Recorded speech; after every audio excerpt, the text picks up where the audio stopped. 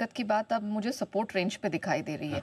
कहाँ हम हफ्ते भर पहले 23,000 और 22,700 की बात करते थे, अब वो रेंज ठीक ठीक पुल अप होके पुल डाउन होके 1000 पे आ गई है।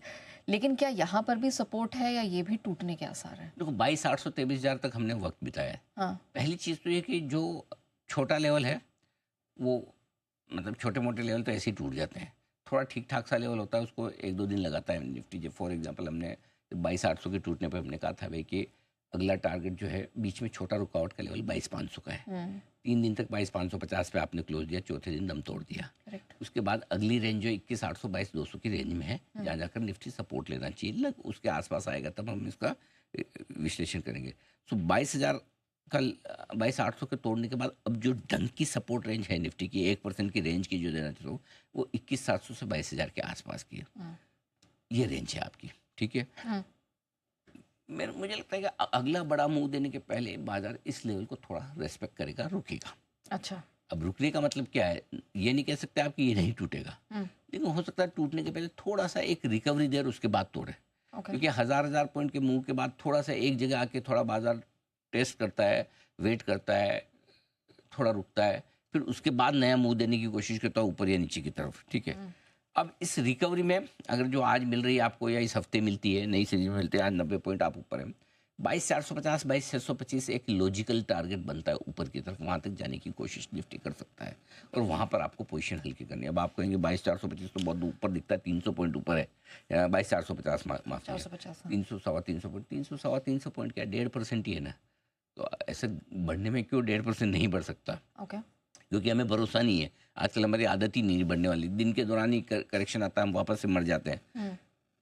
आ जाए तो ठीक है, नहीं आए तो मतलब अगर आपको हल्का ही होना है या आपको वापस ऊपर में बेचना है तो अगर एक चांस मिले तो ये रेंज अच्छा है। अब मिलेगा नहीं मिलेगा ये बाजार बताएगा। क्योंकि आज गैप से खुलने के बाद फिर से देखो पहला उछाल तो बेचा ही जाएगा।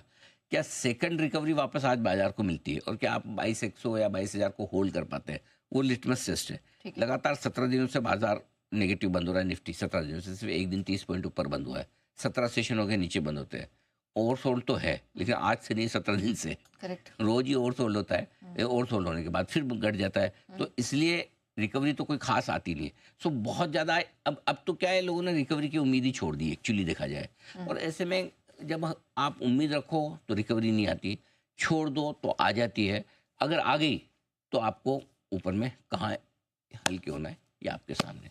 सो इफेक्टिवली 21,700 से 22,000 की रेंज सपोर्ट का काम करेगी। ऊपर में 22,450 22,625 की रेंज में सप्लाई आएगी। सर क्या बैंक निफ्टी शुक्रवार की गिरावट के बाद भी रिलेटिवली कम कमजोर है अभी भी?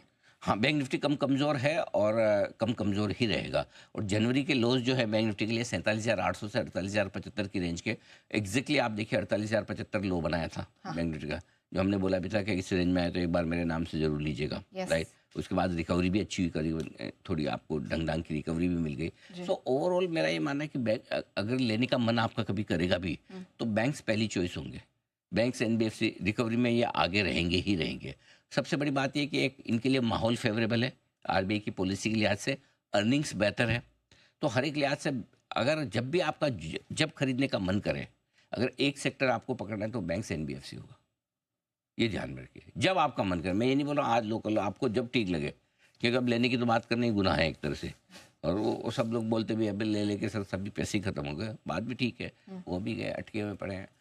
कुछ लोग होते हैं जिनके रेगुलर इनकम होती है जी, उनके आते हैं, जैसे आपके हर महीने सैलरी आती है तो अगर आप उसमें से बचाती हैं, किसी को ऐसे लोग भी होते हैं, कुछ लोग हर महीने रेगुलरली निवेश भी करते हैं। जिनको नया करना है, जिनके पास नहीं है तो नहीं है, कोई बात नहीं। करेक्ट। जिनके पास है उनके लिए राय। ठीक है, डन। और सर ये फरवरी के ऑटो सेल्स के नंबर आए, कैसे लगे? ठीक है, मतलब कोई ग्रेट नहीं है और कोई बहुत ख़राब नहीं है। इसमें क्या है नेहा, देखिए जो नंबर्स अच्छे हैं ना वो महिंद्रा एंड महिंद्रा के नंबर्स अच्छे हैं। एक अगर आउटस्टैंडिंग नंबर किसी को बोलेंगे तो महिंद्रा महिंद्रा, उसमें उनके ट्रैक्टर की बिक्री के नंबर बढ़िया हैं। ओवरऑल नंबर भी सबसे बढ़िया मुझे महिंद्रा के ही लगे। इसके अलावा टू व्हीलर्स का नंबर ठीक है। हाँ। टीवीएस और आयशर दोनों नंबर्स ठीक है। पैसेंजर व्हीकल्स का हाल ख़राब है, तो मज़ा नहीं है। हुंडई वगैरह, मारुति, इसमें मज़ा नहीं आया। टाटा मोटर्स दम नहीं है। सो ये मिले जुले नंबर्स है। यहाँ पे भी वो क्लियर है, आपको ख़रीदना है तो फिर आपके लिए टू व्हीलर्स बेहतर है। अब देखिए स्टॉक भी आयशर टीवीएस कंपेरेटिवली कम कमज़ोर है, करेक्ट, हीरो वगैरह, तो इनके नंबर्स ठीक है। ठीक है, डन सर।